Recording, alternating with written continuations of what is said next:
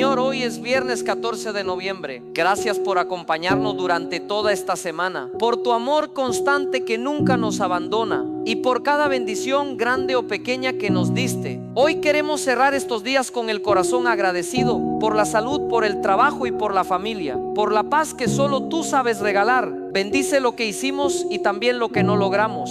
Enséñanos a confiar en tus tiempos y tus planes y a descansar sabiendo que tú tienes el control. Que este día sea de alegría y esperanza, de buenas noticias y encuentros que traigan paz, y que tu presencia habite en nuestro hogar. Gracias por sostenernos aún en los momentos difíciles y por darnos fuerza, fe y motivos para sonreír. Si esta oración tocó tu corazón, te invito a descargar mi guía, 21 días de oraciones para la prosperidad financiera. Ya está cambiando la vida de muchas personas.